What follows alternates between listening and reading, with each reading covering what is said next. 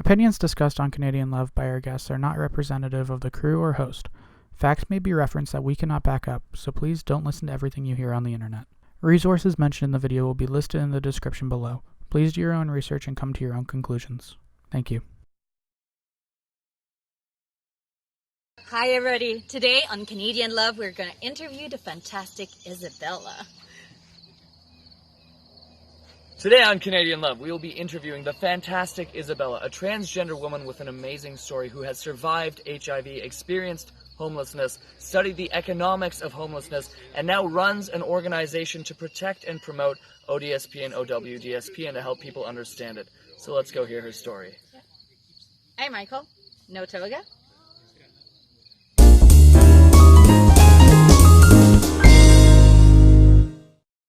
All right, so Isabella, thank you so much for joining us today. Now, you are a carver of soapstone, an artist, and you're the founder of Poof, yes? Yes. Protecting ODSP and OW funding. Yes. Can you tell us a little bit about the need for the? Well, actually, let's hear. Can we hear a little bit more about your story first? Okay. I started working when I was 10 years old for a farmer, like after school weekends and stuff, for 25 cents an hour. Wow. So it was a produce farmer. So I've learned how to grow plants, as you can see. Yeah. And I did that till just before I got out of school, and then I worked in a machine shop for a while, and then I started an apprenticeship and didn't finish. Yeah. And I never finished high school. In a way, I'm like Doug Ford. Wow. Okay. How so? The drugs and I was into weed and stuff, and then now what was for fun back then is now my medicine. So, but after I worked after the machine shop, I worked delivering furniture for a couple of years, and then I worked in a lumberyard and driving forklifts. I drove the biggest forklifts they had at Cadillac Lumber. Wow. Yeah. And then after that, I did landscaping for a few years, and then. So you've done a lot of different things for money. Yeah, and I've done a lot of rentals and stuff on the side. I've been homeless. I've still got my tools. I still got my driver's license. I've been homeless many times. I was addicted to cocaine. Oh, wow. A few times. I've been clean for over 10 years now. Yeah, that's intense. May I ask you, Isabella, what sort of led to getting into drugs and eventually cocaine addiction? What was the gateway to that? What? You know what? I don't know. It was just when I was young and I was 10, my dad moved us up to the country, and he stayed in Toronto and had his business, and he'd come up on weekends, but the weekends got less and less, and so finally he never bothered coming, and he just dumped my mom up there with 7 kids. 7 kids? Up in Havelock, and yeah. 7 kids in Havelock. And he was ordered to pay $27 a month for all of us for child support, and he wouldn't even pay that. Wow. And nobody enforced this? No, back then. And back then there was really no food banks or anything like that. And my mom was really embarrassed to have to go to the churches and ask for clothing and food. Yeah. Meanwhile, here she is. And here now, our leaders have made it so that it's commonplace and that it's not shameful, that you can't support yourself or anything. The government tries to make it look like people it's a good thing, and the media make it look like it's a good thing that people donating to food banks and stuff, and that's wrong. People should just be getting enough money so that they can buy their own food. Interesting.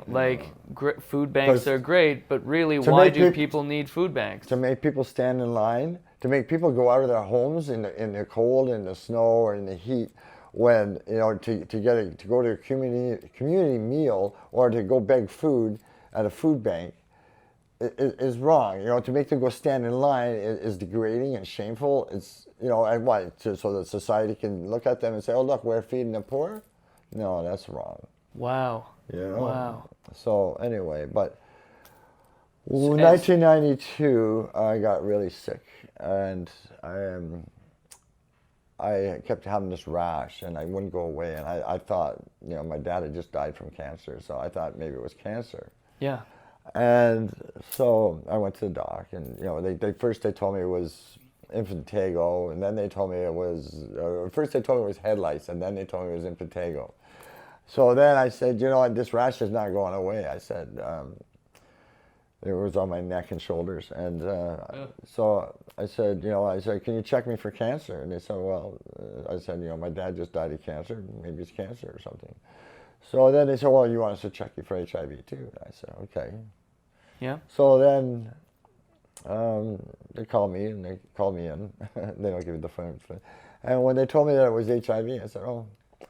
And they said, Wow. That's it? They said, that's as calm as you're gonna, that's the calmest we've ever seen anybody take that news. Like, you're not upset or nothing? Yeah. So, well, I thought I was dying of cancer. What's the difference? Wow. That's an emotional place to be in, you know? Oh, am I dying of cancer? No, you have HIV. Oh, well, fair enough. Isabella, wow. And, Can I, and stop me if you'd like, but I'm quite curious about, do you, how the HIV came into your life, or was this associated with... See, when I was diagnosed, they told me that I probably had it 5 to 10 years prior to being tested. Wow. So I really don't know. I probably picked it up around 1985. Yeah. In 1984, I fathered a son, and he lived for 3 minutes and died, and we had to bury him, give him a funeral. And, wow. yeah, so... That must have been quite the experience, having 3 minutes with your father, who abandoned you and your 6 siblings with no money in Havelock for years. Well, yeah. So, yeah, when I was 19, I left Havelock and came to Toronto, and then went to Vancouver and back and forth and everything, and yeah, I guess it's hard. Like, back then, it was hard to get work and stuff, being HIV, and people really stigmatized it. They didn't want you on the job site in case you bled or something, or they're just worried that some people worried that they're gonna get it if they touch you. You know what I mean? yeah. People really didn't have any education. So yeah. I for a lot of I guess probably about 5 years, I told people that I had cancer because you didn't want didn't want the aggravation or whatever. How would they find out that you had HIV? Did you have to disclose that to employers, or it would be through the grapevine? Well, one thing was, you kind of have to disclose it, I guess, because really? Yeah, you would have to, and also I was pretty skinny, and when I was diagnosed, and my counts were really low, and so they put me on disability right away, so that I could eat better, because there's still a difference between disability and welfare. You have a little more money on disability, right? So you can eat more healthy, but it's really still a struggle. Totally. That's what we're going to get to in a minute. Yeah. Yeah. Where would you like to start? Would you like to start with housing, or would you like to start with disability and welfare? Wow. I mean, this is a lot. Isabella, one more time, stop me if I shouldn't ask about this, and we can cut it out if you'd like. But I'm really curious about your gender experience and what that was like for your life. Can I ask about that? Okay. Yeah, sure. Okay. I knew when I was about, I guess by the time I was 12, I knew that I wanted to be a girl. Right. This is and you know what? This is funny because what's his name? The actor that from he was disclosing that he wasn't happy with people. Letting their kids identify as transgender when they're 3 or 4 or 5 or 6, or when they're kids. Yeah, I don't know what his name is. I don't know. He's just on the news. But anyway. What's that? Mario Lopez. Is he a dick? Because that sounds like a well, douche you know move. what? You know what? This is something, because you know what? the media has made him out to be a dick for saying this. Okay. But as a transgender person, I agree with what he said, because I knew when I was 12. That's when I started reaching puberty and stuff. And you know what? I figured out how to tuck and whatever. But you know what? That was when I was 12. It wasn't when I was 7. I didn't play with dolls. You know what I mean? So that play with dolls and that has no indication about what your sex is going to be. Right. Some little boys just like to play with dolls. You know, like some little girls just like AK-47. So what he says is like he said to be careful and be cautious because it could be dangerous. Because if you're gonna convince this kid, or instead let the kid be a kid and just do whatever and maybe change his mind, and but if you're gonna try to keep that going because it makes it just a phase, but you want to you already identified as a girl, so you're gonna be a girl. You know what I mean? Yeah. So like, there's a gray area there. So like I would say that parents should wait until kids reach puberty and then decide for themselves. Sure. Not before. I don't think they should do it when they're before 12 years old. Yeah, and this makes a lot of sense. Already, like, historically, we've been saying, oh, you were born a guy, you're a guy, that's it. If you deviate from that, you'll be ostracized. But now we actually have people saying, oh, were you born a girl? To a 3-year-old, and it's like, let them figure it out. Yeah. That's the whole point. Let kids figure it out. Mm-hmm. I feel that. That's an interesting perspective. Mm-hmm. So you were 12 when you figured it out. You're right. But because of the circumstances with my family and my mom being really religious, and I used to sneak home from school and dress in my sister's clothes. Wow. And stuff. But I didn't really go out in public dressed up as a girl, or and right. Even like in my teens, like I didn't really, like, just my early teens, like at home I would do that, like out in the country, away from everybody. But were you afraid of being ostracized? Yeah, very much so. I had enough problems and issues. I was bullied a little bit when I moved up there, skinny city kid moving up to the country, and you got the farmers' kids that are doing chores, so they're more muscular and So, wow, so you got bullied for being a skinny urban kid by the buff rural guys who did a lot of chores. Yeah. So, but, wow. And like when I was in my 20s, I did, after I moved to Toronto and Vancouver and stuff, I would dress up very rarely and go out, not like maybe 3 or 4 times. Right. But not much. I used to go to the bathhouses though and dress in women's lingerie and stuff. And they didn't really like it. And I didn't really fit in because I'm not really gay. I'm not really attracted to gay men. Really? Can I ask where you, like, gender-wise, obviously you've expressed that you're a transgender female, right? Mm-hmm. Where are you sexually, may I ask? Well, I lived 56 years as a heterosexual male. Wow. And I just started transitioning 3 years ago. Okay. I started transitioning by fluke because I'd actually tried to go to get hormones and stuff. I went to see CAMH about 15 years ago, and I was denied. Why?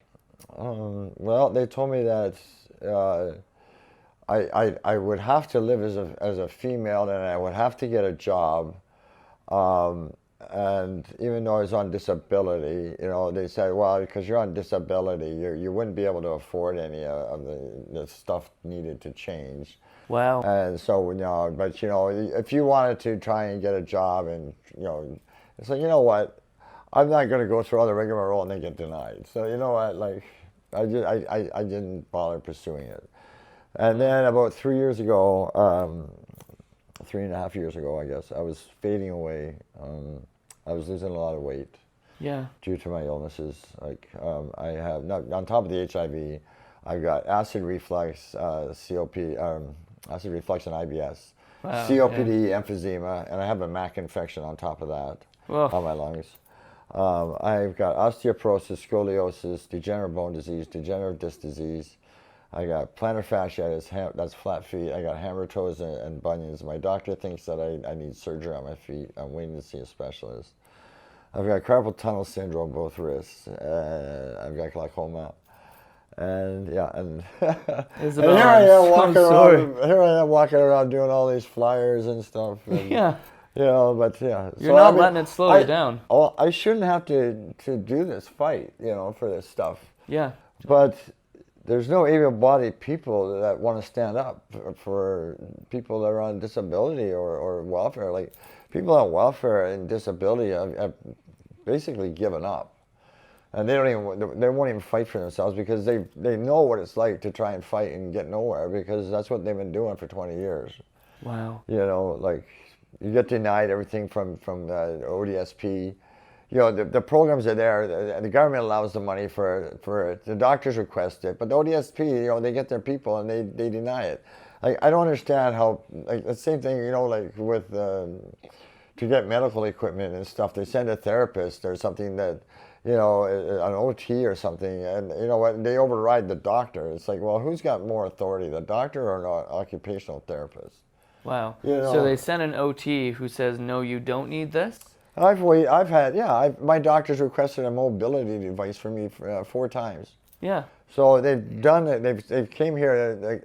This is the second time they've came with an electric wheelchair. The first time they built one for my height and brought it, and then they took it back because they told me, like, the first time that scooter is no good because you have to turn. You got to twist your spine. I'm not supposed to twist my spine. I'm not supposed to carry more than 5 pounds. I'm not supposed to walk more than 500 meters at one point.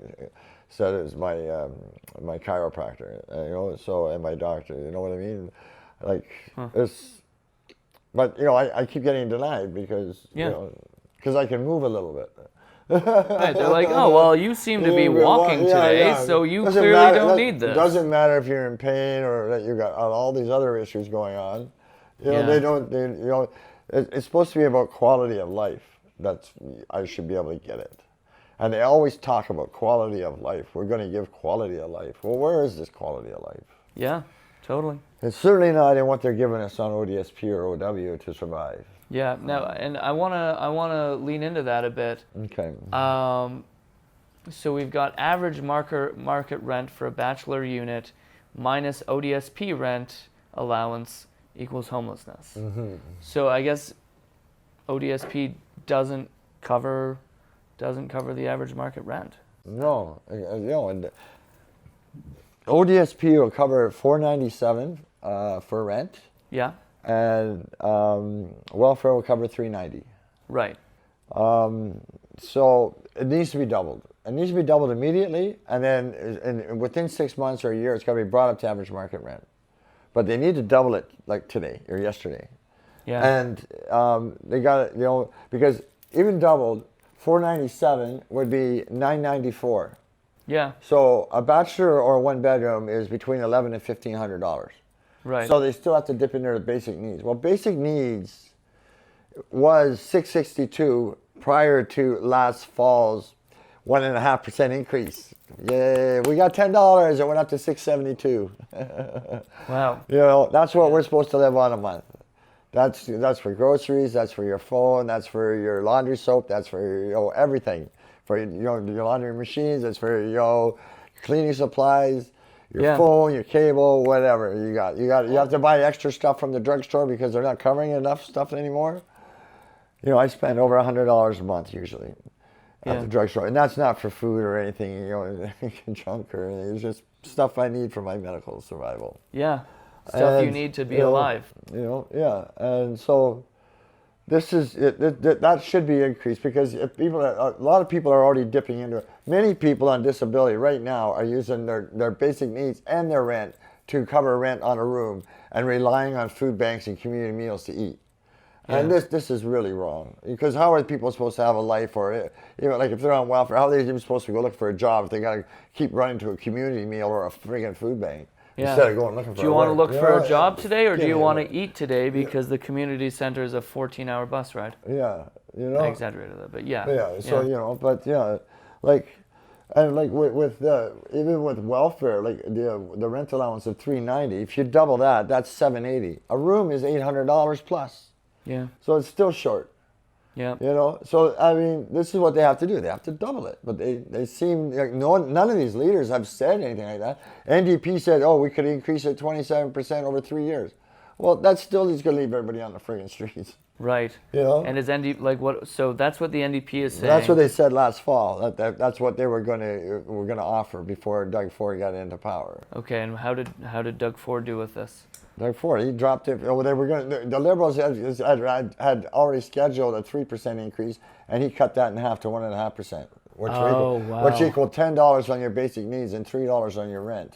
Wow. So the Liberals were going to give everybody $26 more a month, which isn't a lot. Doug Ford made it $13 a month. Right. And meanwhile, people still can't pay rent without dipping into their basic needs, and then they can't eat, so they're in community centers. Right. Yeah.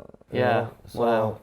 Like all these people that are on the streets, 95% of them are on OW or ODSP.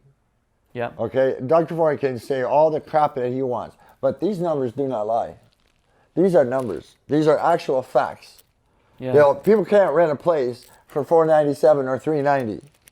So that's the reason they're on the streets. It's not because they got drug problems or mental health issues. Lots of people have there's lots of rich people that have drug problems. You know what I mean? Fact. Yeah. So, they continue to lie about everything. And the reason that, because, they have to double it. That's such a huge increase that the public would freak. You know what I mean? They say, oh, what are you doing? You're going to raise our taxes, But you know what? They got to tax the corporations, stop giving breaks and incentives and all this other stuff to companies and condo builders, and let's get back to reality. Yeah. Literally, they are letting condo developers and large corporations keeping more of their money, and not giving the people on the streets enough money to live, and then blaming it on the street, the people who are on the streets, and saying they have drugs and mental health issues. Would you not have drugs and mental health issues if you had to live on the street? Well, that's it too. I would. You know what? That's true, because you know what? And a lot of them do develop it from being on the street. Yeah. Because you know what? They find themselves broke, no money, and you know what? Because you're broke, people don't realize that, Facebook friends are Facebook friends. Okay, that's it. They're acquaintances, most of them. Because when it comes down to the dirty gritty, you can send a thing. Can somebody go to the store for me? Can somebody help me cook me a meal? You know what? You don't ever get an answer back. Yeah. So that tells you, when you're when you're broke and all of a sudden you can't pay your rent, you're friggin' on the street, because your friends, Facebook friends, they don't care. They're not real friends. Wow. That's why people got to get out there and make real friends in person. You know what I mean? Because making friends over it's not friends. Anyway. I mean, I have 900 friends, you know what I mean? So, but on Facebook, over 900. And not to mention the fact that that's also having to put yourself out there and say, hey, am broke, could somebody cook for me today, or I will not eat. Yeah. That's not an easy thing to say. So now that person finds himself at Seton House, for example. Sure. So they're sitting there. They got no money. There's nothing to do. You're sitting there waiting for lunch or whatever, or just finished lunch, and some guy's got a couple of beers. He says, "Hey, would you want to come and have a beer?" And you go sit with him a beer, and he pulls out a toke of something. He says, "Oh, I don't really smoke." And it's like, you know what? The guy who's sitting there, he does a couple tokes. It doesn't seem to bother him too much. He's like, you know what? Let me try that. And then the next thing you know, they have a couple talks. The next thing you know, then they're starting to crave it. Then they want it. Then they're hooked. But that's how sometimes they get hooked. It's because they weren't hooked before or on drugs before, never tried it before. But once you're on the street, you got nothing left to look for, up for. You know what I mean? You got no job. You got nothing. All of a sudden, your future looks empty and bleak. It's like, what do I do? Wow. So, I mean, I've seen it happen. Yeah. And I think this is something that people need to know, because that's so perception shifting. I have friends who go, oh yeah, homeless people, like, they're all on drugs, and like, if you clean up your shit, man. No, they're on drugs because this does not cover rent. But this is the thing too, is that people always say homeless people are on drugs, but you know what? They're painting everybody with the same brush, and you know what? It's maybe 10-15% are on drugs. Yeah. There's probably 85% or 80% of the people want to have a job, want to have a life, but they're stuck. Yeah. Because you know why? This is where we get into housing. Okay. All right. So let's start with last fall. Okay.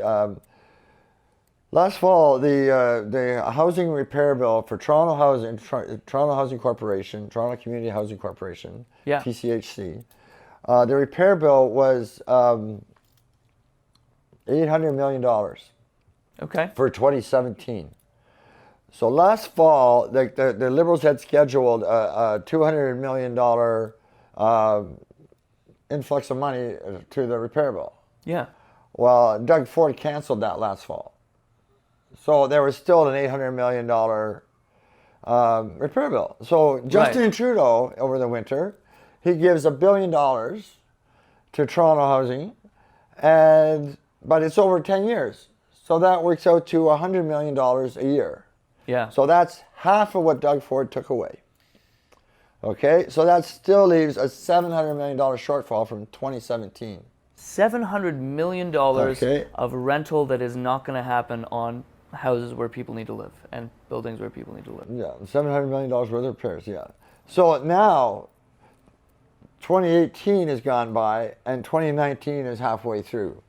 So the repairs from 2018 and 2019 added to that $700 million will bring us up to about $1 billion now of repairs needed today. Wow. You know, Yeah. so the Toronto Housing has no money to fix any units. I heard people talk about all these vacant units. Well, they don't understand is that those vacant units are vacant for a reason. Most of them. Most of them are vacant. Let's say half of them are vacant because they can't be fixed because they don't have enough money. They're busy working on other units or whatever in the building. So they might use that unit to store stuff in or whatever because maybe the concrete's gone around the toilet or maybe the electricity problems like wiring is totally shot and concrete walls. How are you going to change the wiring or whatever? Yeah. So there's a problem. So, you know, this is money. And the other thing about the shuttered units is at any given time when people are moving from transferring in the system from one building to another, there's a vacant unit. Yeah. You know, this unit here, when I moved I got into Toronto Housing 3 years ago. I moved into 460 Jarvis. I was there for a year in a small bachelor apartment. It was really too small. And so then I moved into here a year later, and like within a week there was bed bugs. But like I looked at it before. The first place I moved in Toronto was bed bugs within a week. Yeah. So when I moved in here, before I moved my stuff in, I did a look around the place. I said, okay. Now, when I went to the kitchen, there was like there were old papers in the cupboards and that. I went to there was layers of them. So when I went to move, there was roaches everywhere. So I went down. I said, listen, you guys got to spray for bugs, and you know I want you to spray for cockroaches and bed bugs, and I want the whole place caulked to bed. You know all the baseboards and everything. And you know they did the caulking a really bad job. I went and did it all myself again. Wow. And I did the cupboards, top and bottom, the shelves, inside the door frames, in the closets, everywhere. You know. Yeah. So that if there was any hiding in the baseboards, they weren't coming out. So you know, or anywhere else. So yeah, totally. You know, but like there is a problem with Toronto Housing doing repairs. Like the workmen, they're doing it as fast as they can and doing really crappy jobs, and probably because they have no money and they have to do all of these things. So you know, but why should poor people have to live with shoddy workmanship that makes the building look worse? Yeah. Why should poor people have to live with roaches and bed bugs? That sucks. You know. So anyway, that's when I moved. You know, like. But now here's the problem. So there's vacant units. Now people talk about like they can move in tomorrow. They're not gonna. It's not happening, because there's no money for repairs. Yeah. So you know all these people on this. You know, I waited 20 years to get into housing. Yeah. So all these people on the streets, homeless and the shelters. Yeah. They're gonna wait for housing between 10 and 20 years, but the problem is they're gonna wait a lot longer. Because there's no empty units. The wait lists are huge. You know, the wait times are huge. Yeah. So since they're going to end up shuttering more units because they don't have the money for repairs, there's going to be less units available on all. So these people are going to wait extra long time. And this is really wrong. They shouldn't have to put their lives on hold for 10 to 20 years to wait for friggin' housing. Yeah. Like, just give them enough money for rent already, enough average market rent. The same all the way across Canada. You know, Vancouver's got the same problem. You know, Saskatchewan, Alberta's got homeless. You know, there's, you know, Montreal's got homeless. Lots. You know what I mean? Like this is what's going on here? Why, why is the federal, this is what I don't understand. There's a problem with Canada when you have a federal government that's supposed to overrule everything, but they don't. They have no authority over the provinces to make them man up and do the right thing. Yeah. These leaders are not leaders when they can't figure out this problem with the money, and then they can't figure out Toronto housing. Here's the problem with Toronto housing, and they say, how do you fix Toronto housing? Well, I'll tell you, this is how you fix Toronto housing. Toronto housing is charging $139 for rent for people on ODSP and OW. Yeah. Okay. Now that's the provincial government that gives us the money to pay that $139. Okay. The rest of the money that makes up the building, the money that they need to run the building or whatever, is put in by the city, not the province, the city. Okay. Yeah. So it's called Toronto housing. It's not called Ontario housing. Now, if Doug Ford can cut the repair bill in that, why is John Tory not raising the rent to $390, which is allowed for welfare? Think about that. Because, then they would have money for repairs, and maybe in 4 or 5 years they had money to buy land and buy a new building or something. Yeah. And then they could increase the units. But, but because it's running on 139, you could increase it to 390, and, it's not going to affect anybody on welfare or disability because they're not even going to see it. It's direct deposit. Right, from the 390. And the old argument about, it's low at 139 for low-income workers and that. You know what? Nowadays, with the minimum wage being $14 an hour, that works out to $1,750 for a 4-week month. That's a short month. Yeah. So that's $1,750. So that person that making $1,750 can surely afford $390 for rent. If people on and disability are getting $1,169, yeah, maximum, come on. And then I think so. That argument doesn't fly about it being for rent. For low-income workers, that the rent is $139. Well, so why this rent should be up to $390. Right, and the $390 would be coming from where? That would be coming from the province. From the province. Right. So John Tory could up the rent to $390, which would then take it from the province, getting around all of Ford's slashing. Right. And then the buildings would have enough money to run and not be horrible places to live. Right, yeah. Well, they would, because if the buildings had more money and they could fix up, slow the workers down so they could do the jobs right, and it would be a lot nicer place to live, it would be really nice, Yeah. Another, they talk, I talked to the Sidewalk Labs people about the waterfront development. Sure. And I asked them to do, they're talking about inclusionary housing for affordable housing. And I said, well, you know what? Affordable housing is not affordable. John Tory, I was at the city council meeting, and I heard it from his mouth right there in front of me, that affordable housing, we're talking about condos, affordable housing was 80 to 90% of the rent of the condo. Okay. So if the rent is $2,000, 80 to 90% of that is $1,800 or so. Wow. So who's going to afford that on $390 or $497?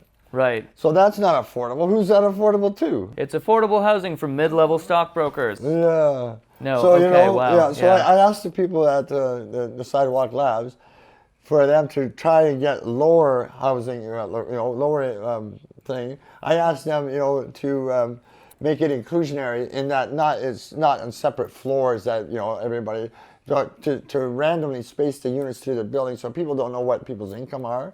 They feel better, and they would probably be better neighbors if they realize that all these other people aren't on welfare, so I can't act like an ass.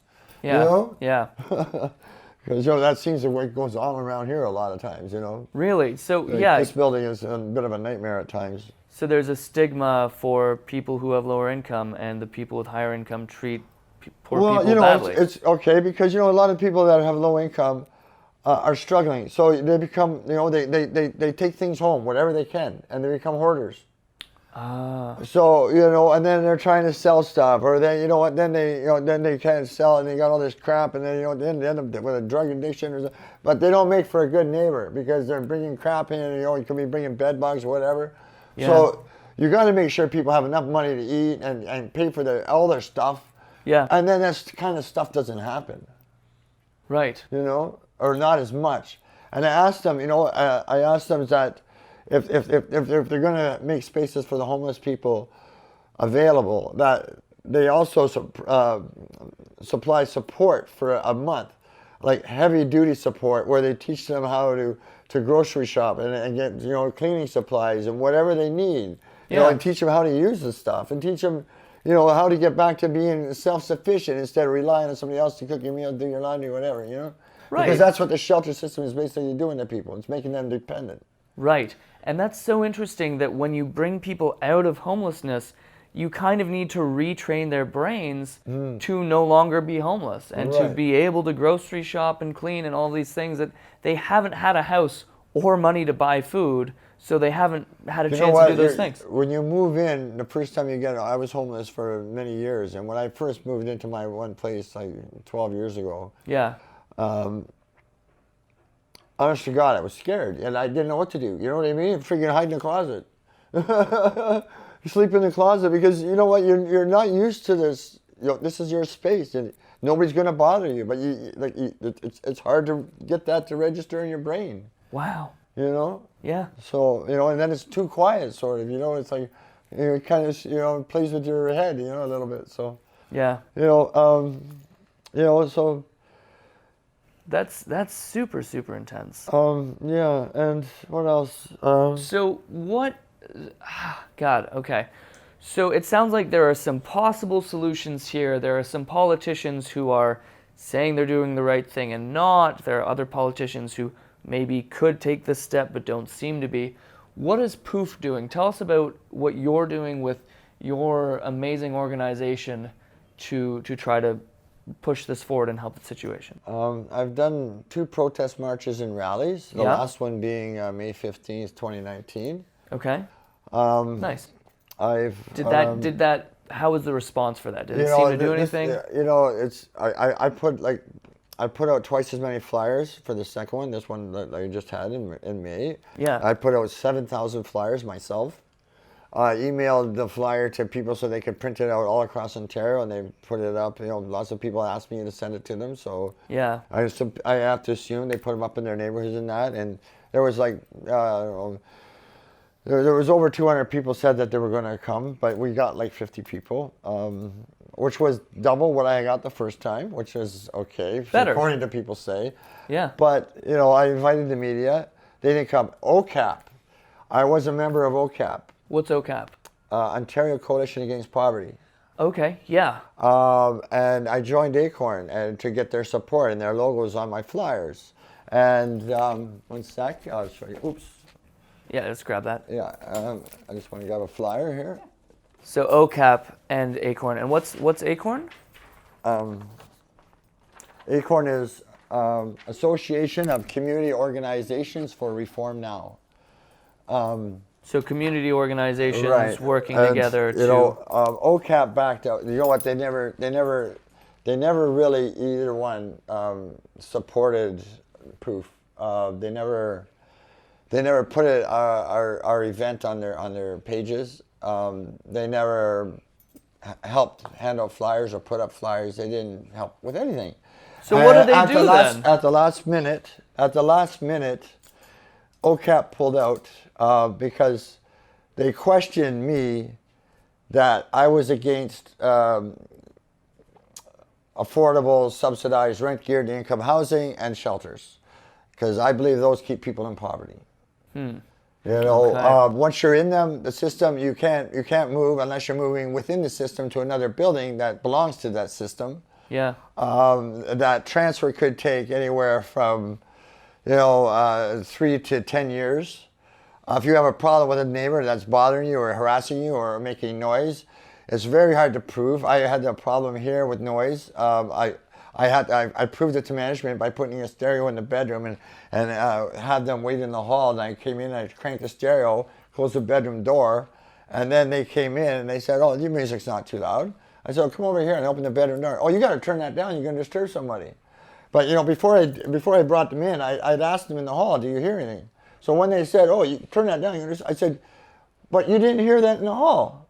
Yeah. So when I call security guards because the guy below me is making music noise really loud at night, the security guard stands in the hall. They don't hear nothing. Right. So, you know, how many people have done, you know, before me, how many people have lived in this unit or in this row of units that have complained about noise and it's not been taken seriously because nobody's done that experiment before? I mean, that's a groundbreaking experiment, Isabella. Great job on that. You know, like security, like housing. You know, I put in so many complaints. They say, "Oh, you know what? We can't verify your complaints. Like, security never find a problem." I said, "You know what? I got videos of the noise." Oh, you got videos? All of a sudden, the story changes. You know. So then they put in a stronger letter, and now it's been quiet. And you know, but it was such a hassle for over a year. Yeah. Wow. You know, but you know, like. So, but what I'm hearing is that. But you know what? Once you're in there, Toronto housing, why you say kinship of poverty is because you can't just move out on your own. You can't just go and say, you know what? Next month I'm moving. I'm done with this place. I'm done with this organization, this co-op or whatever. I want to move out. Yeah. You can't do that because you have no rent money. Again, $390 and $497 does not cover rent. Right. So. You know, for years they convinced people that on ODSP and LOW that, you know what, Toronto housing's the thing to be. You know, get in Toronto housing, you know. And they've let over 20 years ago, what the rent was pretty close to average market rent, you know. And it hasn't gone up much, you know. So, you know, like what they're allowing hasn't gone up much. You know, like compared to, you know, the cost of living and everything going up 8%, they're giving us a 1 or 2% increase. So over 20 years, like the line is going like this. We're going down here, and you know, everything's going up there. Yeah. So what started out like this back there 20 years ago, the gap difference is now like this difference. Yeah. So rent is now $800. You guys are still at $390 or $497. You know. So So it's, I mean, I definitely understand what you're saying about people getting trapped into that system, and that doesn't sound like at all the way the system should be designed. It should be designed to get people back up on their feet. Isabella, you're extremely innovative. Like, your experiment with the sound thing is brilliant. What do you think the system needs? What could make this system work? Well, experiments like that. Okay, yeah. For one thing, I mean, I'm surprised nobody's done that sooner. True. Because, I mean, this building's been here for 50 years now. Yeah. And then nobody has taken noise complaints seriously until then. But, like, as an overall system with the shelters and the housing and you know, this stuff. I would say scrap Toronto housing, bring the rent, you know what, bring it right up to average market rent. You know what, this is the thing, you know, you got people in here that are having jobs that, I know people that are in here are paying $1,100 rent. Well, that's market value rent. They could be renting in another building, maybe not downtown, but, you know, for that same money. And you know what, then that unit could be for a homeless person. So Toronto housing is really screwing up. Look at Regent Park, okay? Yeah. You know, there was 1,000 units before they started ripping buildings down. Okay. So after they're done all the rentals and the big, huge skyscrapers and that, they're still going to only have 1,000 units. Their units did not increase, even though the buildings got super huge. Wow. Yeah. So all those are going to be rentals and condos. Well, that's Toronto housing land. Everything that's in there should be Toronto housing. Those buildings should be Toronto housing from top to bottom. Right. You know, this like how are they supposed to get ahead? And then they need them. You know, if you're gonna, I would say the better solution would be to give everybody average market rent on ODSP and OW, and low-income workers and families should get a rent subsidy check. Right. To help them out with the rent, so they can afford average market rent. So instead of saying, hey, you guys are poor, so we'll give you a little bit of money and go live in the poor people houses, they need to just give everybody enough money to live and do away with the poor people houses and just give everybody enough money to live. That's it. That makes so much sense when you put it that way. I think what I'm really hearing, and we're just about out of time as well. This has been fascinating. Thank you so much for opening our eyes in so many ways. Wow. One thing that I'm really hearing from you is that there's this conception that people have these problems and those problems make them poor.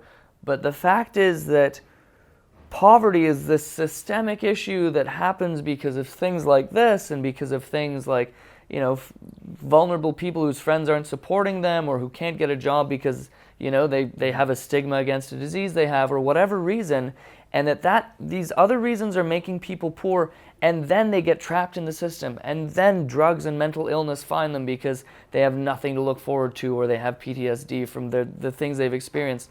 And that, I think part of this is, if we took away the poverty by bringing everybody up to basic rent, maybe take a little bit of money away from CEOs. I don't know. Maybe they don't need a second yacht. And it's true. But if we brought a little bit up to everyone and took away that poverty, then those issues would go away, because a lot of more they money. they are caused by poverty, not the other way around. There is a lot more money floating around today. All you have to do is look at high-end cars. That should gauge how much money society has. Because when I was growing up, if you seen a jacked up car that was souped up, that was something. If you seen a Lamborghini, that was at a car show. Right. You didn't see it on the street. Well, now you see Lamborghinis, you got Porsches, you got Ferraris, they're everywhere, Charles. There's friggin' thousands of them. Yeah. So that tells you that there is enough money floating around. There is enough money. So they could be taxed a little more. If they can afford all these high-end cars, all these people, there should be a little bit more tax money coming out of them. Because I bet you a lot of them, it's not even, they have more than one car because they don't want to drive those cars in the wintertime. I mean, yeah, and the thing is that, and they sort of go, well, I've earned it. I don't think they realize how systemic it is to earn money, and how much... that's a deeper... We don't have time for that tonight, unfortunately. This is the thing, I gave up on school and stuff. Part of it was because I moved and it was bullied and stuff, but a bigger part was that I knew that my mother never had money to send me on to college or university. What was the point of trying when you'd never go to college anyway? It's like, go find a job, So, yeah. I mean, with this, now that they had the education loans and everything else, that's great. I mean, if it was back around when I was there, that maybe things would be different. I have my grade 12 math and chemistry, but I've never graduated. That's it. What I got for grade 12, math and chemistry. Yeah. But I can figure out this. So why can't these politicians with their $100,000 education, going to Princeton and all these other places, figure this out? Wow. This is why I can say honestly that our leaders are not leaders. They're not leaders like we had in the old days. You know what? We need a leader like who built the railroad across Canada. I mean, he did it wrong. He did it wrong. He enslaved Chinese labor and all this other stuff, and many people died. Not great of First Nations either. Everything else. But you know what? He got the job done. Yeah, I mean, and you know what? And that was a foresight. That was somebody with foresight. This is, I think, what is missing is that everyone's in their little silo saying, well, this parcel of money and this little legislation. But if the leaders could work together to actually solve the issue instead of worrying about whose parcel of money comes from where, if they could work together to solve an actual issue and just be focused on that issue, we might solve some issues. Another thing, these issues with ODSP or education or all this stuff, they should not be revisited every 4 years when a new government comes to power. This should be something that's 10 to 15 years, and all parties should agree to it, and all parties should agree on who they're going to use to do a study before they do the studies, so that they can't say, you know what, you used your people, we're going to use our people, none of this. You're wasting money. You're wasting money. To redo a study, there's nothing wrong with a study, maybe it's a little bit biased, but on the whole, most of it's right. Yeah. So how many times have they done the same things? And I have to wonder sometimes if they're using the same sources. Whether it's the Liberals or the Tories come in, are they using the same sources to do the same study over again? I mean, that'd be pretty entertaining. Wouldn't that be? Well, we need another $1 billion to redo this study. Yeah, just see what those guys did and reuse it. Wow. Isabella, we're out of time. I am so appreciative of your passion, and I have so much respect for everything that you've gone through in your life. Thank you so much for being on Canadian Love, giving us these insights. Is this on Facebook? Can our viewers Yes, support you and stuff? We have 2 pages. Yeah, please join and like and Links below. And we're gonna Acorn and Acorn and OCAP. Acorn and Come Proof. on, guys. Acorn and Proof. No, OCAP can stay where they are. I have a few OCAP members as friends, and that's good. But they don't want me there because 3 things. The one was that I didn't agree with the affordable housing, and the push for affordable whatever, and shelters. I didn't agree with that because I believe it keeps people in poverty. The second thing was that to them, sex work is a job. Well, it's a job if you want to do it. If you're doing it because you're in poverty and you have no money and you want to get some money because you want to buy something, then it's not right. I'm sorry. And the other thing was, they felt that homeless people should have the right to go into building stairwells and stuff. And they've made a mess out of our stairwell. I fought with Acorn. We're fighting to clean up the buildings. Right. OCAP doesn't give a fuck about the buildings. Huh. They don't give a fuck about the tenants in the buildings. They give a fuck about the homeless, but only in the state that they want to keep them in shelters. Yeah. They're not pushing and demanding and out there every day demanding like me for more money. Nobody's asking for more money. When I went to the housing thing at downtown, there was 40 different groups all advocating. When they were talking about housing, when John Tory said about 80-90% of market value rent on a condo was affordable. But all these people were advocating for more shelters and more affordable housing and more rent-to-gear housing and proportional housing and all this other. Well, there's another word for, I don't know what they call it for when they're near the subway. But I was the only person that said no. I said more money is needed. Yeah. Give the people money so that you cancel that stuff, because Toronto housing is being run into the ground. It's $1 billion repair bill. They're getting $100 million a year. Well, the repair bill goes up over $100 million a year. So next year it's going to be $1 billion too. For all the buildings. So because things are breaking more and more. Like now in my unit, the clip on to hold the closet door is gone. Well, they don't have any. They can't find any. It's It's obsolete. The buildings are obsolete. They got these thin doors. It's just it's obsolete. There are problems. And it's just if you go and you look at the balconies and stuff, the paint's all chipped off and everything else. It's it looks like shit from the outside, this building. Yeah. It really does. Hope you get a shot of it on the way out. You could do that. Yeah. Because this is how we're expected to live, and we're supposed to live, and we're supposed to feel good about ourselves.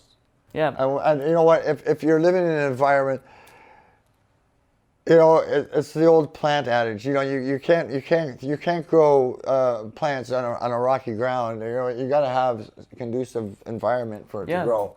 And if you want people to flourish and maybe get better or get on with their lives or whatever, then having everything run down around you is not conducive. Totally feel that. Well, listen, Isabella, thank you so much for all of this. And I mean, please check that out. And you know what? Maybe maybe poverty could actually be erased.